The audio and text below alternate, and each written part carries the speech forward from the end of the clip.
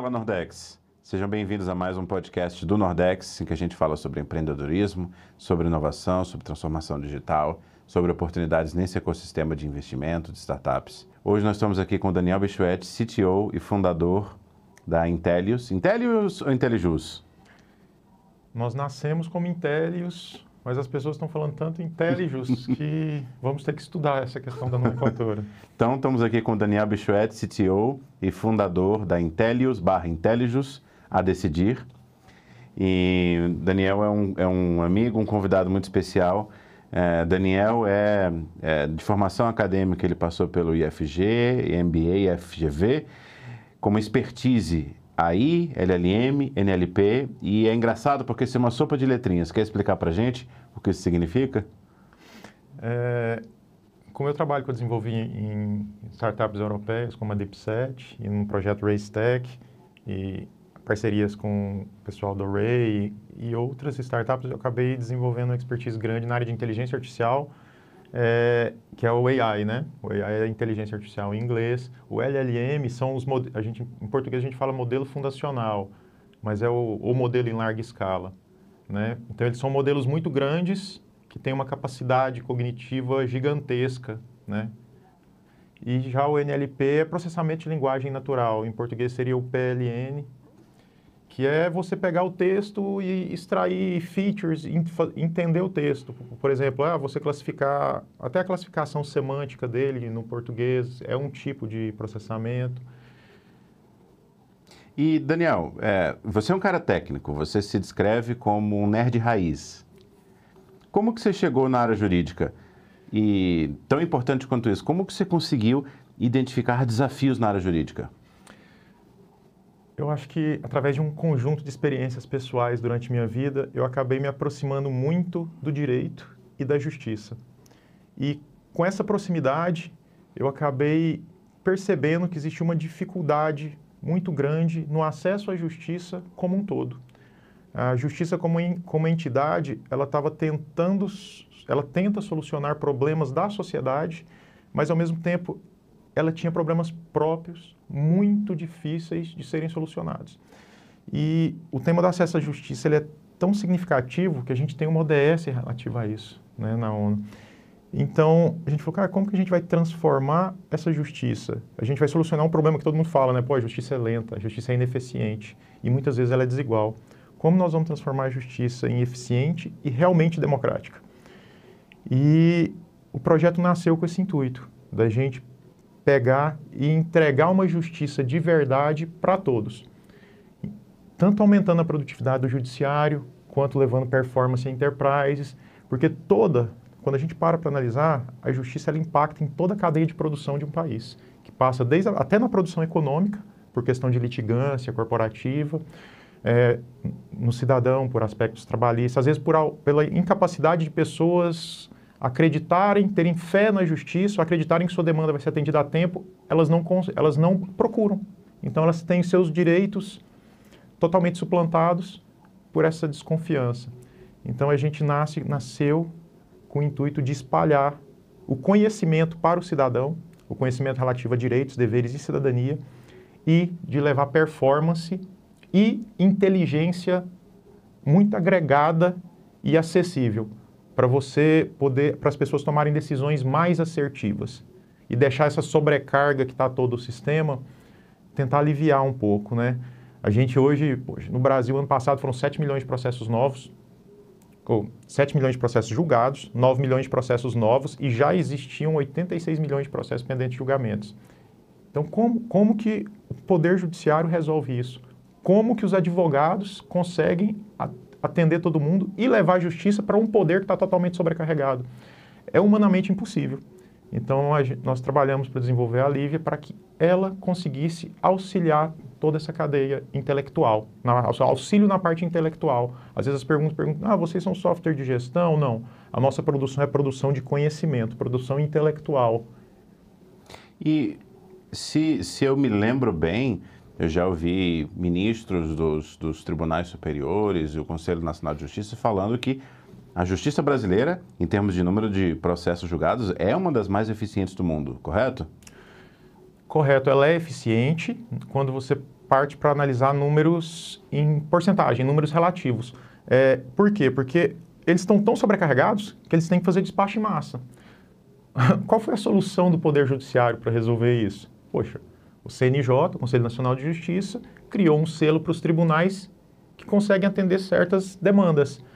São selo diamante, selo ouro, selo prata.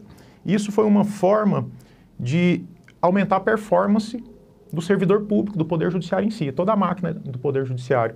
Só que, ao mesmo tempo, isso tem um reflexo na sociedade, que é o quê? Para conseguir humanamente atender uma quantidade absurda de processos, que ela é gigantesca, e com esse backlog bem deficitário, as pessoas têm que despachar em massa. O assessor, ele não pode ouvir uma parte, ele não pode ouvir um advogado, ele tem que, às vezes, num dia, proferir ali 40, ele começar a orquestrar ali 40 despachos para levar para o magistrado. O magistrado, às vezes, durante um mês, ele tem que dar 3.000 despachos. É humanamente impossível uma pessoa analisar detalhadamente todos os casos para suprir para se adequar a essa premiação. E isso leva bônus aos tribunais, né? Em orçamento, leva bônus em exposição. Então, a tentativa de aumentar a performance, ela gerou um custo para a sociedade, que é um custo no acesso à justiça em si. E é super interessante, você lembrou mais cedo que esse é um dos objetivos de desenvolvimento sustentável acordados pelo mundo lá em 2015, né? E a gente tem uma meta de chegar nesses 17 objetivos até 2030.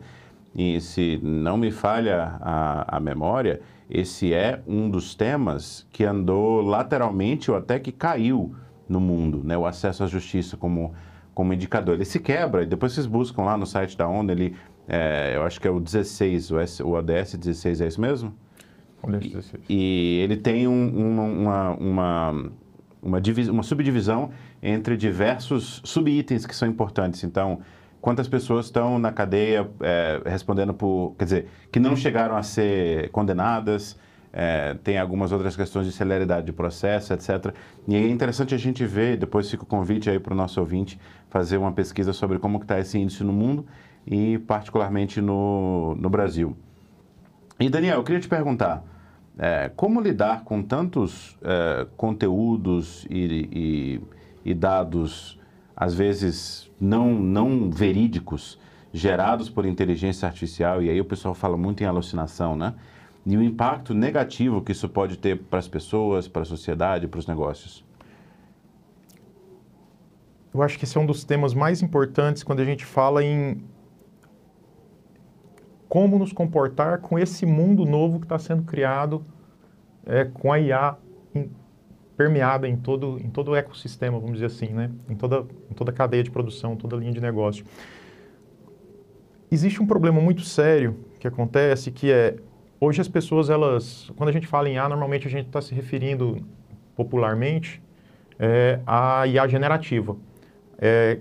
IA generativa é o quê? É você pegar, dar um comando e ela te gerar um texto em resposta, ela te gerar um áudio, te gerar um vídeo. E esses modelos, normalmente, eles são feitos para serem usados por milhões de pessoas. Eles são feitos, como é um custo muito caro de treinamento, eles são feitos para atenderem globalmente. E esse excesso de dados voltado para todos os setores faz com que esses modelos tenham uma coisa muito legal, que é a criatividade, a capacidade de reagir a diversos inputs, né, entradas, só que ao mesmo tempo eles desviam muito facilmente do seu foco específico.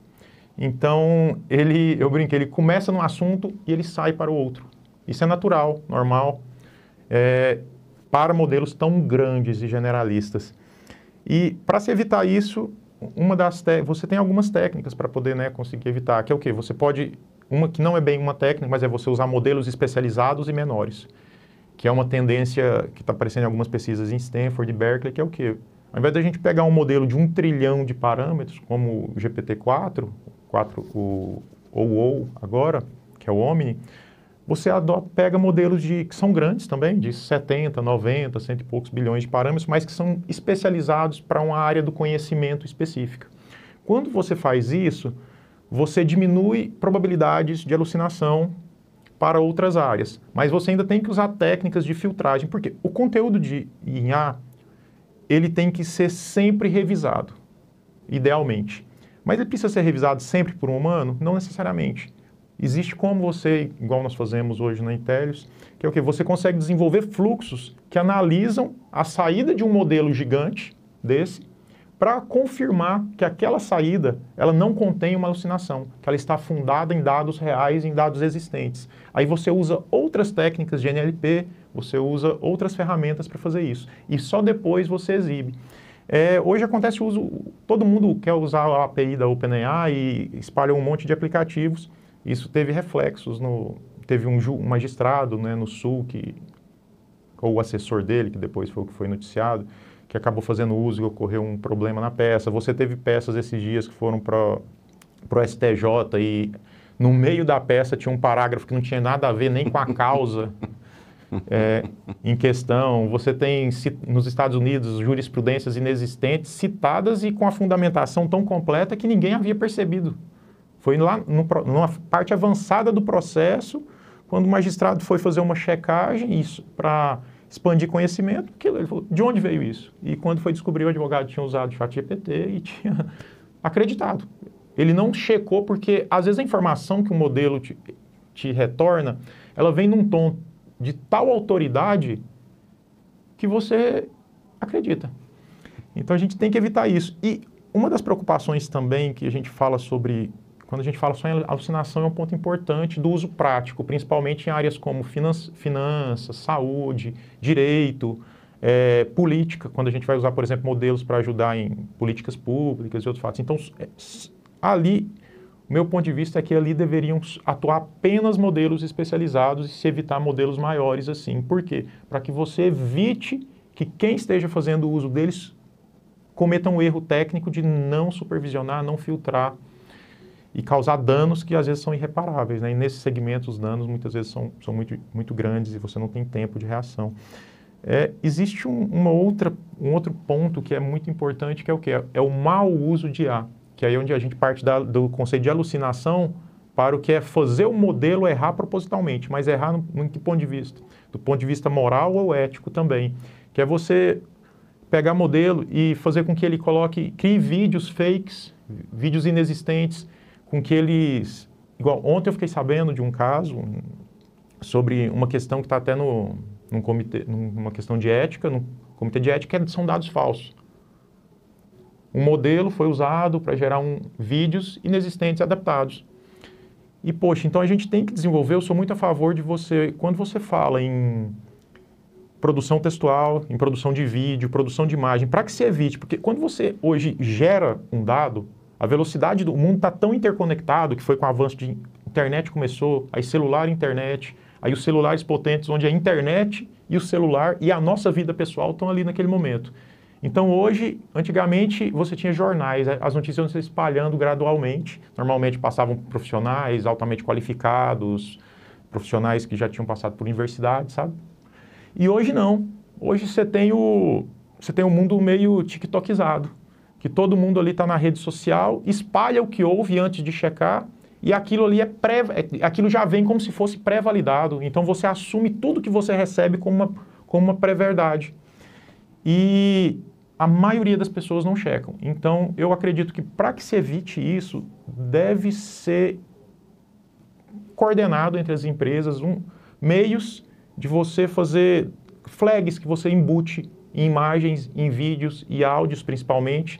Em texto é mais complexo, mas ainda assim é possível.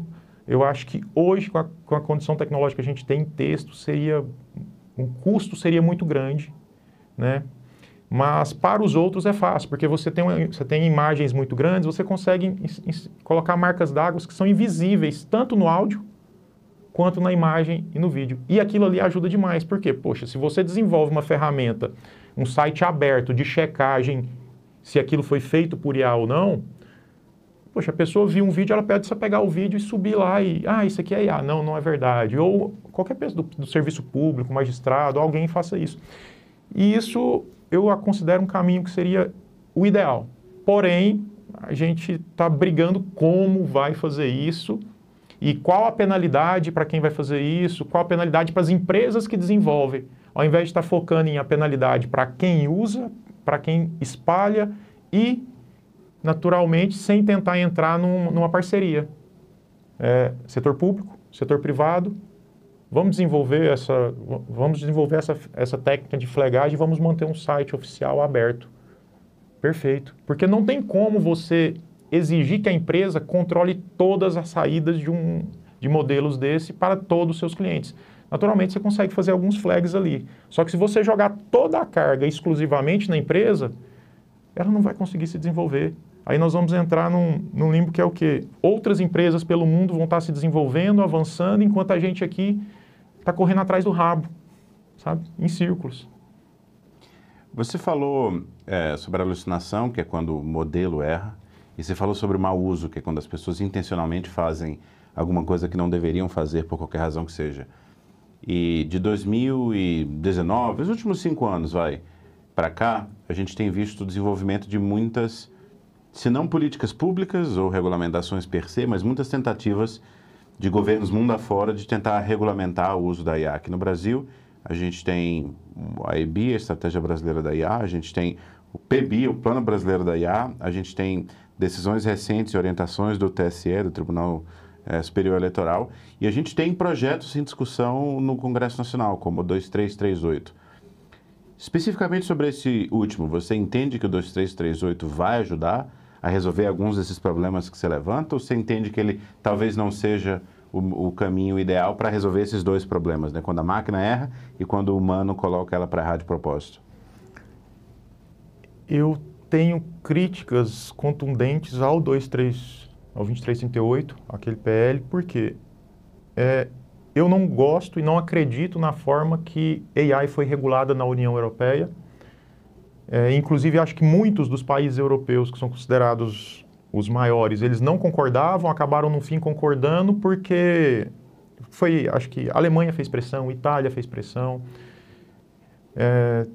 eu me esqueci o nome, teve outro país também que eles se negaram a assinar e acabaram assinando porque a autoridade central, eles acabaram entraram num acordo mais ou menos, cada país vai ter sua autoridade e ela resolve ali dentro alguns casos, né? Então, aí eles pegaram e falaram, não, desse jeito eu assino, porque aí eu flexibilizo minha autoridade nacional para fazer o que eu quero, né? Mas mantiveram, no geral, a linha. Só que é um PL que ele tenta resolver os problemas todos do mau uso, jogando a carga toda na empresa, o que eu considero errado, porque você não tem como prever todos os casos. Se você faz isso, você gera um custo muito alto aqui. Você gera um custo de desenvolvimento muito alto, você gera um custo de governança muito alto, e isso tem um impacto, que é o quê? É muito fácil uma empresa do porte da OpenAI, igual agora ela vem fazendo recentemente, começar a apoiar um nível de governança muito rígido, com diversas ferramentas, diversos processos internos corporativos a ser desenvolvido, a partir do momento que ela é uma empresa, que ela é um unicórnio, que está discutindo agora valuation na casa de números altíssimos, né? Captando, cada rodada dela, ela capta vários bilhões, dezenas de bilhões. Então, é muito fácil para ela exigir isso, por quê? Porque assim ela mata a concorrência. Nós tivemos, da OpenAI, startups foram fundadas com pessoas que saíram e foram fundando startups que hoje concorrem com ela e tem um nível de governança e de qualidade do modelo com relação à política interna de desenvolvimento, com alinhamento, principalmente do modelo, muito melhores, como a Anthropic, que eu considero não é ideal, mas ela tem um nível de governança interna para treinamento de modelo, uso de dados, para como o modelo se porta na interação com o ser humano, que é o que a gente chama de alinhamento, muito mais adequado. Na OpenAI esse problema era tão grande que o Ilya, que era o que cuidava dessa área, ele teve aquele problema, tirou o Sam Altman, mas o mercado acabou voltando o Sam Altman porque tinha investido bilhões na OpenAI e eles querem retorno, né? Quem investe quer o retorno, independente dos resultados, que foi mais ou menos o que aconteceu. Então acabou que o Ilya saiu. E o PL, ele tem erros crassos também, que são erros de definição, que você tem coisas que ele orienta ou ele cita, que a definição está totalmente errada. Ela parece que ela não se atrela com a realidade técnica. Então parece que quem escreveu aquilo, eu não sei se ele consultou no Google ou no Bing, para não fazer propaganda, né? Fez uma consulta online rápida, pegou um resumo ou usou até um chat GPT para descobrir o que era um conceito técnico. O que seria bem irônico, né? Sim, porque é absurdo. Tem proposições técnicas ali que, quando você fala em IA generativa, são impossíveis de ser realizadas.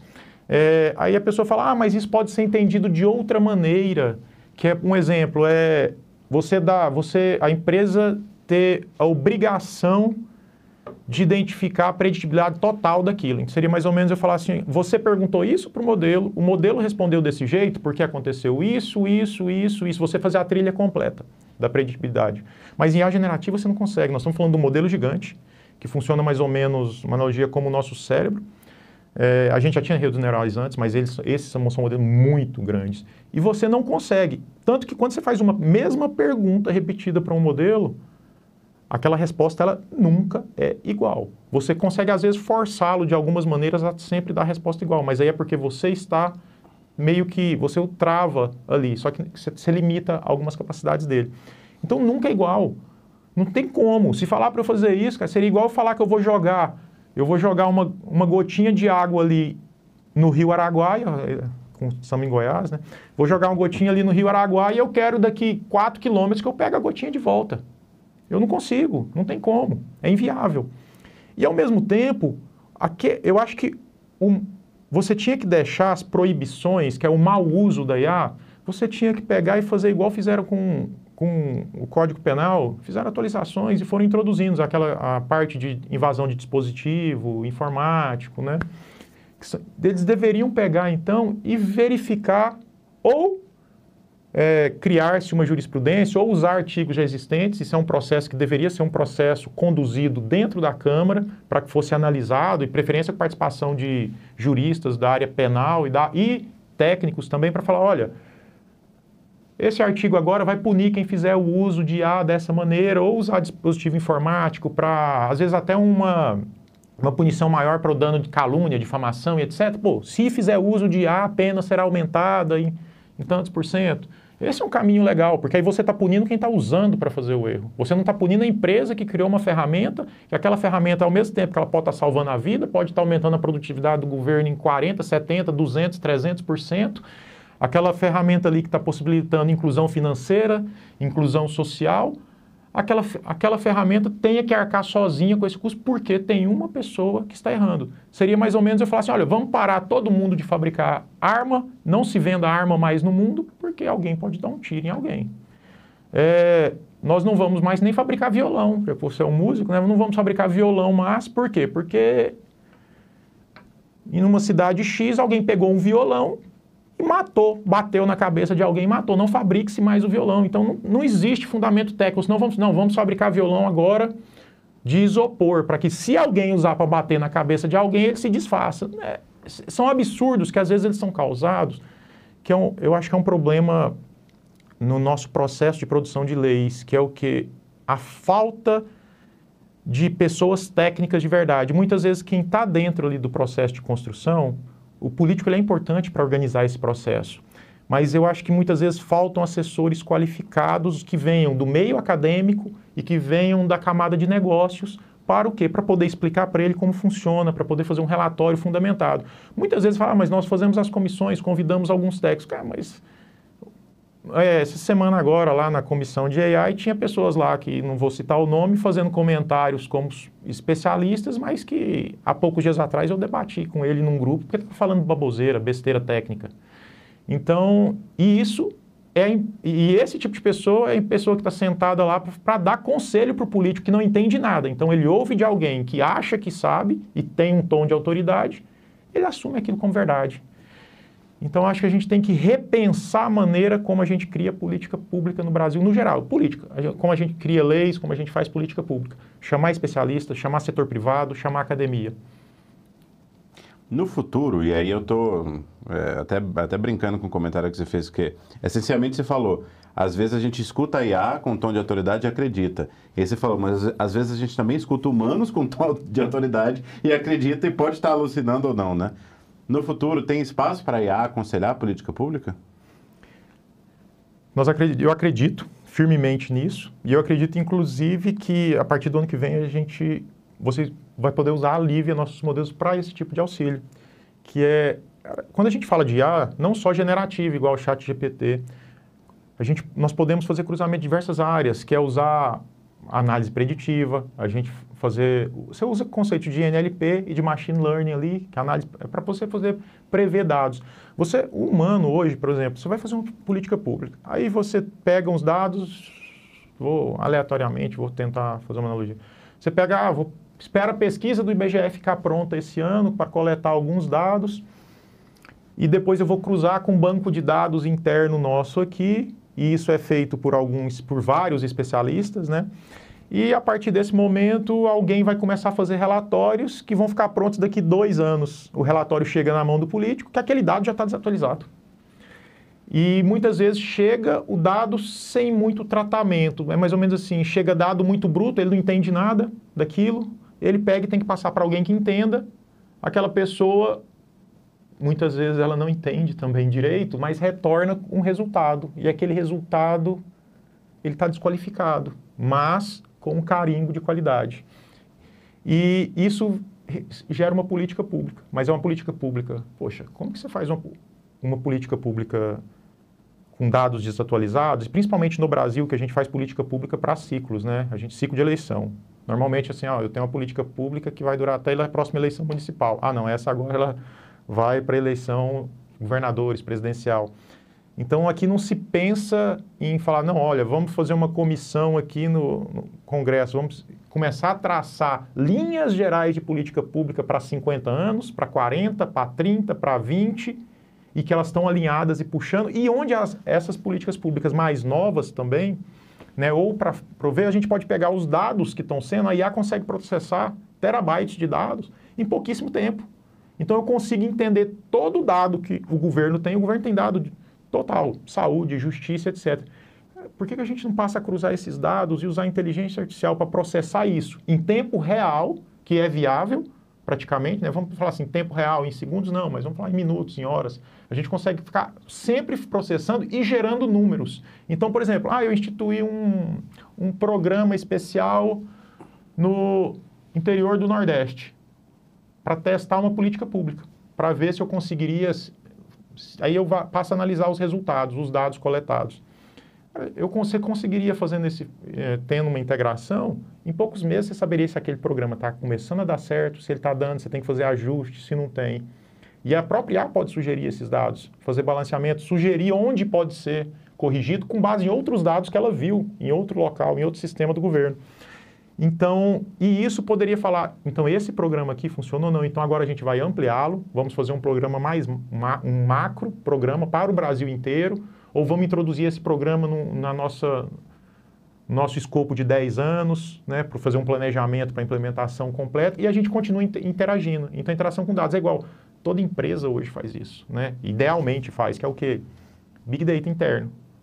A gente analisa, vê, recomenda, entende como funciona a empresa. E o governo ele não está se movendo desse jeito. Nós fazemos suposições muitas vezes baseadas no feeling político que está dentro da cabeça do político, que acredita no que ele ouviu de alguém que é daquela região.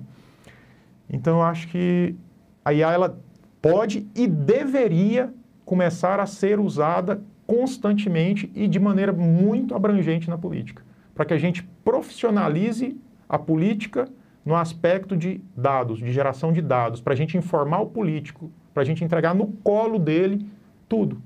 Ele vai ter tudo mais simples. Então, ele não vai ter que enfrentar a dor do ele não vai precisar saber de tudo, né? Mas ele vai entender a dor de todo mundo do Brasil e como ele vai poder reagir àquilo. Que é uma função humana. Que é a função humana. Legal. E a gente chegou num quadro que eu gosto muito, que é o Investe ou Corre. E a gente vê que está sendo usado para tudo. Inclusive, eu recebi essa propaganda outro dia em rede social. IA Influencer. Então, basicamente, você cria seu avatar, dá o seu tom e ele vai publicando aquilo ali. Então, você investiria numa IA Influencer? Pagaria por uma publicidade? Eu acho que a resposta é não. Porque eu sou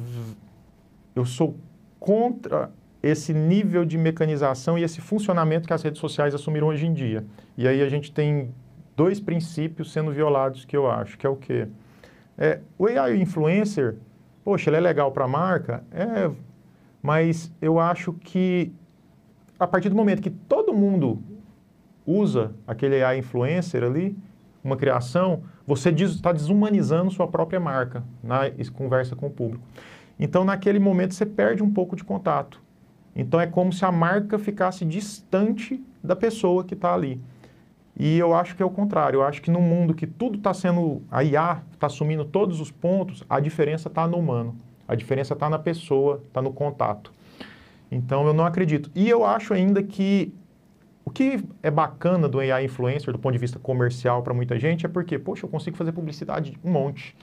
Eu não tenho que ficar me filmando, eu não gosto, eu consigo soltar 10 conteúdos. Mas e a qualidade do conteúdo? E a profundidade do conteúdo? Então a gente vai fazer o que eu falei, a gente tem um processo de expansão de fake news que é gigante. Mas quando a gente começa com um processo de expansão de marketing inútil demais, aquilo ali vai ter um reflexo no futuro, que é o quê?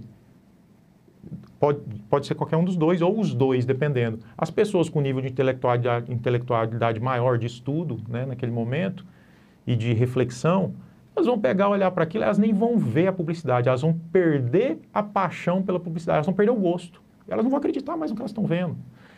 E as outras pessoas, que seriam massas, que eu acho que talvez deveriam ser protegidas, a partir do momento que você fica aquele reforço cognitivo o dia inteiro nelas, muitos vão estar suscetíveis a serem enganados de maneira muito forte. Então, eu acho que as marcas devem...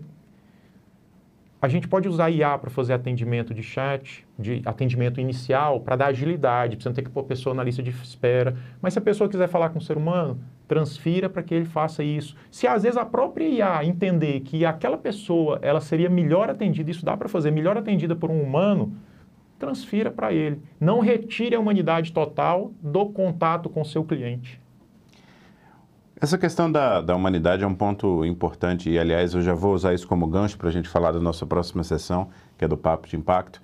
E eu acho que governos, líderes governamentais, grandes empresários, pensadores, acadêmicos, uma coisa que a gente vê preocupação muito latente e até uma preocupação um pouco existencial, né? São dois lados dessa que se enxerga do impacto sobre os humanos, do surgimento, da popularização da IA. É, de um lado, como que a gente forma pessoas para trabalhar nesse ecossistema, e aí eu queria saber, na sua avaliação, qual que é o espaço, como que a gente está no desenvolvimento de profissionais de IA no Brasil, e do outro lado, a angústia existencial de a IA vai roubar meu emprego, né? Então, como que a gente equaciona essas duas coisas? Como que você enxerga esse futuro, no curto e no longo prazo?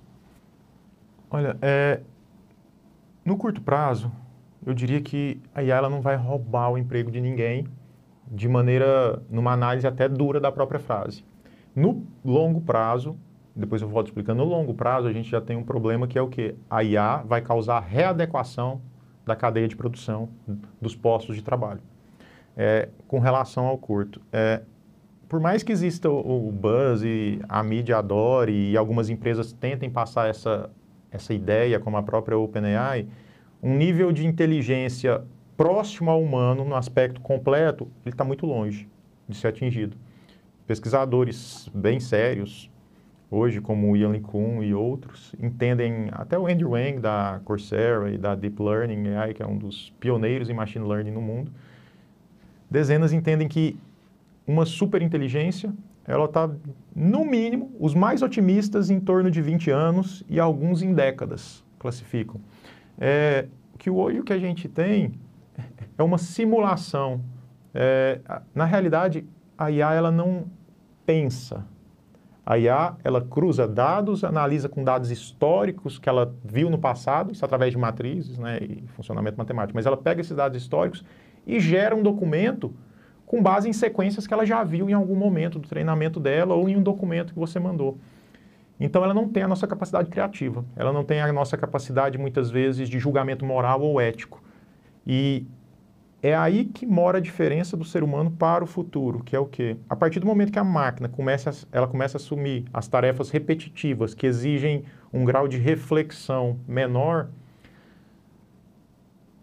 ela vai exigir que ela vai tirar pessoas desse ponto. Então, se eu hoje vou para a faculdade, isso acontece muito, tá? Hoje as pessoas às vezes falam, eu quero ir para a faculdade, vai para a faculdade, aprende a fazer mecanicamente o trabalho, e mecanicamente o trabalho, a profissão dela é aquilo que é normalmente aquela tarefa repetitiva que ninguém quer, não é que ninguém quer fazer, é aquela tarefa repetitiva que a máquina consegue substituir e que não exige nada. Então ela chega, faz a tarefa repetitiva dela, ganha o salário no fim do mês e vai embora para casa.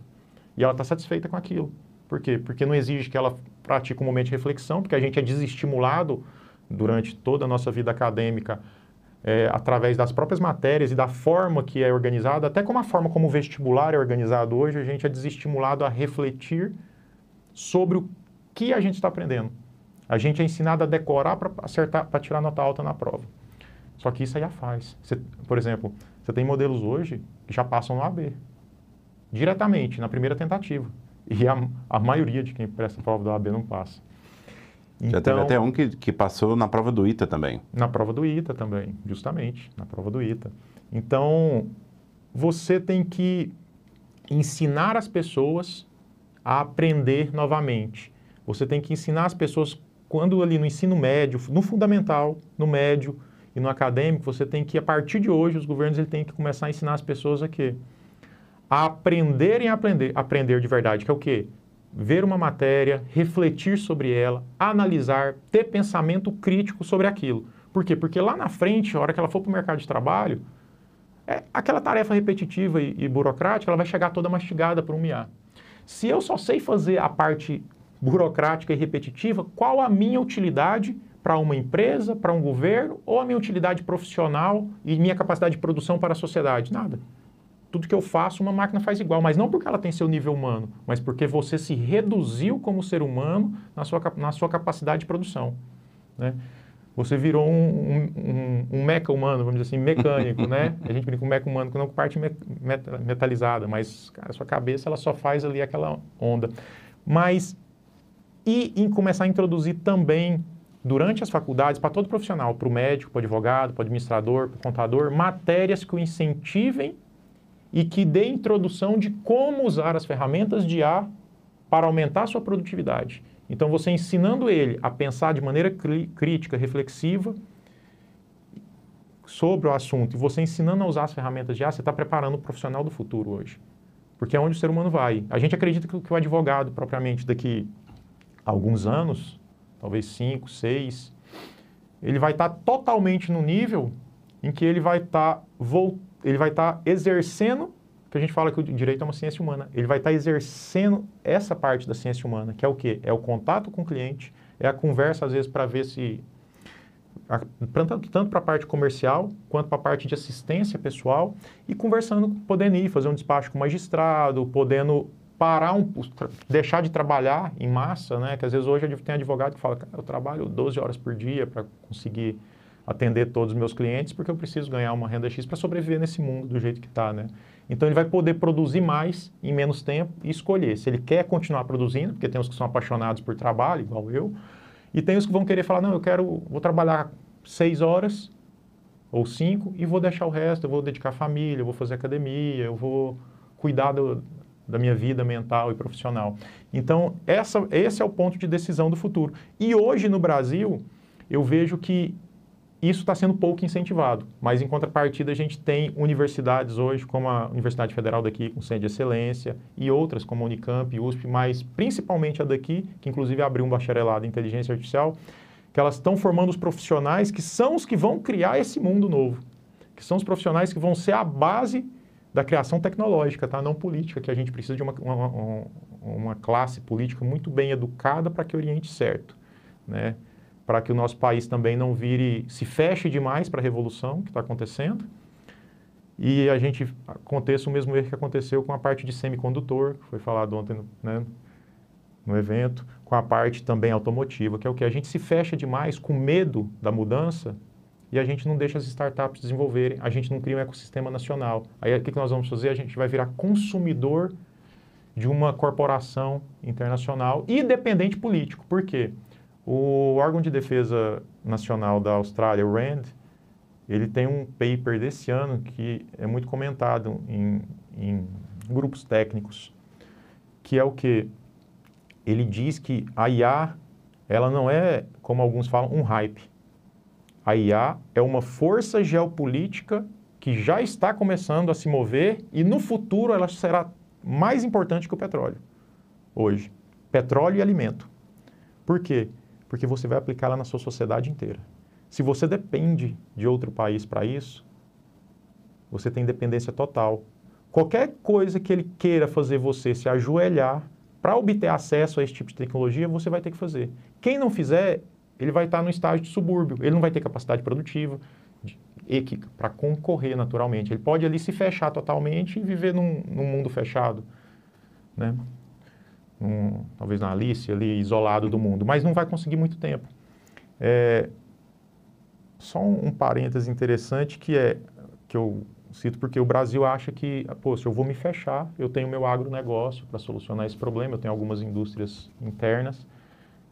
Esses dias a gente vendo, né, pesquisando em universidades, eu vi uma pesquisa sobre na China, que eles estão usando de biotecnologia agora e usando IA para ajudar no desenvolvimento de pesquisa de biotecnologia. E eles estão muito avançados numa pesquisa de bio para converter áreas desérticas em áreas produtivas. E a China também tem uma proposta hoje a China já tem mais de 100 considerados robôs por pessoa. Nós estamos falando de robôs pequenos, tá? Não estou falando um robô humanoide. Porém, ela quer até 2030 estar com mais de 1 bilhão de robôs produzidos internamente. Dentre esses, uma linha que deve sair agora em 2025, final de 2025, começo de 2026, que é uma linha humanoide para uso dentro de fábricas. Então, ou seja, nós vamos estar com um país que tem uma área gigantesca, desértica, com capacidade de convertê-la em área produtiva agrícola. Nós vamos ter um país que tem uma quantidade de ferro, matéria-prima muito abundante e com uma capacidade produtiva não humana gigantesca. Então, qual o impacto disso na economia mundial? E o país que não conseguir concorrer com isso, onde ele vai ficar? Como a gente concorre em preço com um país que usa em massa robôs ou IA para produzir comida? Como a gente vai vender isso para o resto do mundo? Como nós vamos, como indústria, concorrer provavelmente em preço, porque é natural, a questão de escala. Se eles produzem com máquinas e aquela máquina está consumindo energia solar para funcionar, o preço deles vai ser menor que o nosso de produção. A gente está aqui fechado produzindo na mão sem escala. Então a gente vai estar fadado a um futuro onde eu brinco assim que, cara, se a gente fechar demais ou até errar na regulação, a gente vai ser o subúrbio do subúrbio do subúrbio mundial. A gente seria, fazendo uma analogia, um comparativo que a gente vê muito no Brasil, a gente seria a pior área da pior favela do mundo no futuro. E sem capacidade de reagir, porque o mundo hoje, você fala, poxa, as revoluções industriais começaram de 100 anos, depois 30, 20...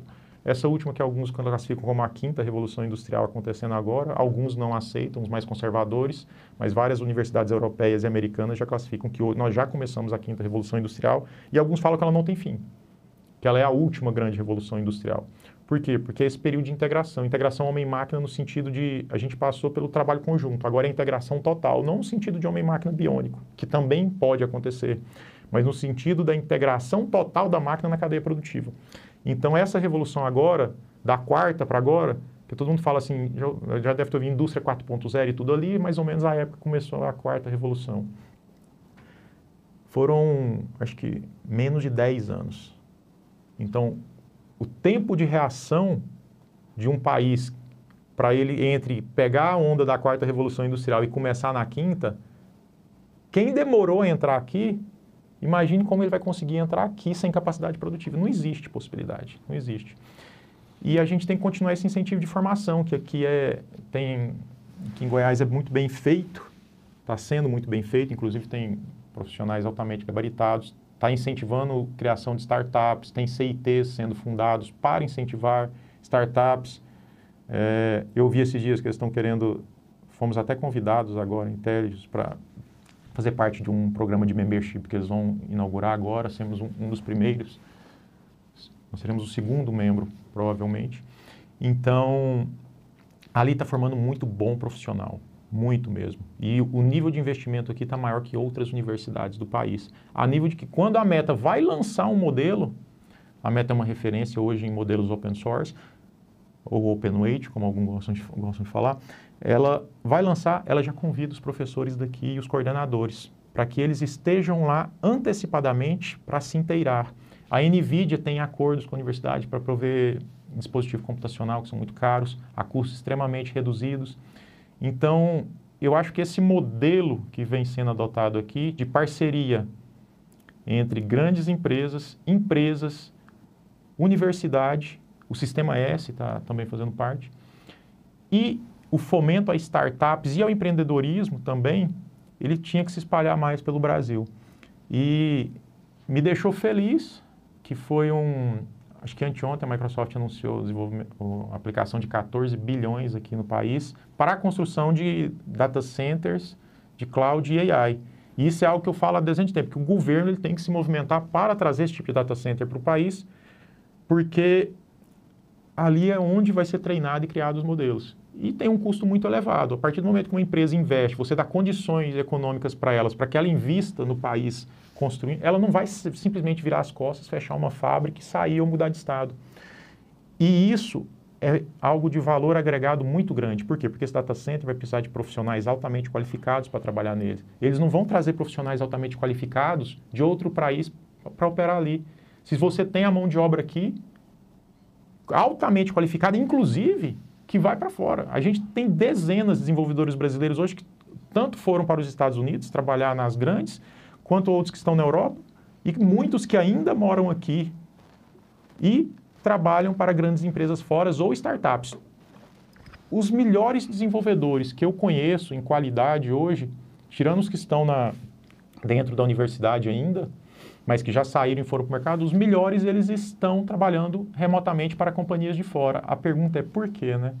Por quê? Eu acho que é muita falta do incentivo. E são pessoas que teriam capacidades tanto de empreender, quanto de liderar empresas que já existem no mercado e capacidade de produção aqui.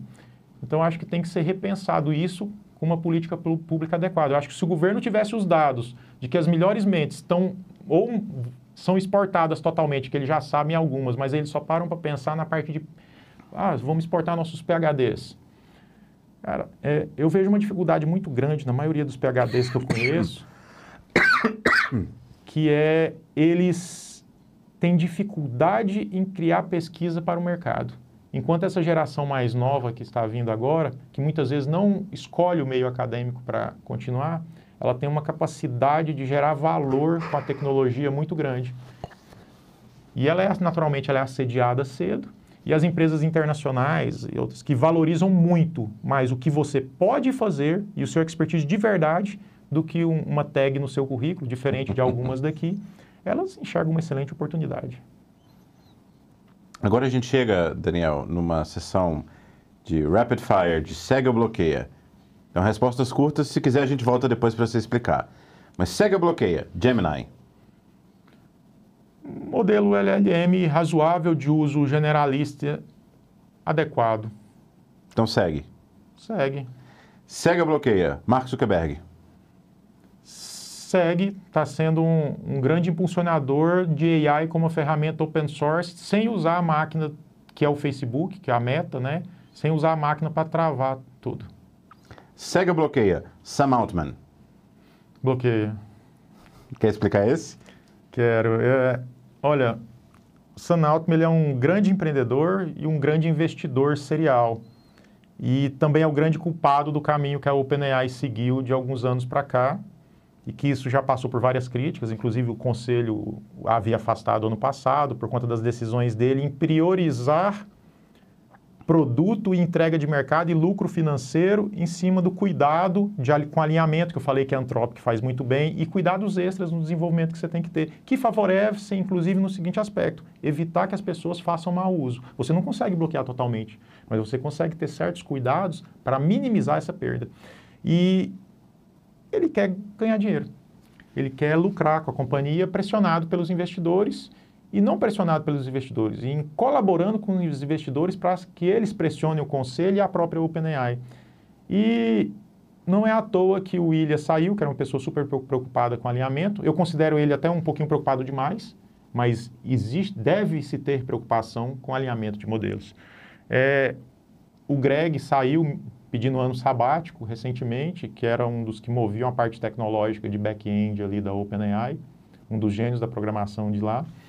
Agora, na sequência, essa semana a gente teve a Mia, que é a CTO, pedindo para sair, e o chefe de pesquisa científica também pedindo a saída, justamente no momento que a OpenAI está se movendo para se tornar uma corporação exclusivamente comercial, que hoje ela é meio mista, né? Ela tem meio que uma função de fundação e uma parte comercial. Então, querem acabar com isso e deixar só de um modelo. E eu acho que os fundadores, que são esse time inicial, escolheram sair porque aquilo vai contra os próprios princípios. E até as decisões que a OpenAI está tomando. A OpenAI está trabalhando e colocando lobistas pelo mundo inteiro, próximo a governos. Para quê? Para que gerem medo da inteligência artificial, mas medo do como. A gente tem que regular, porque a gente está chegando num nível muito avançado disso, isso pode se tornar perigoso. A gente tem que instituir níveis de governança altíssimo e tem que ter processos complicadíssimos. Por quê? Porque eles estão num nível corporativo de investimento e de caixa que eles conseguem arcar com esse custo, e até outras startups que já têm funding, elas vão ter dificuldade para isso. Então, eles estão se aproximando dos governos para criar barreira comercial para eles, para daqui a 5, 6, 7, 10 anos, eles serem a única opção.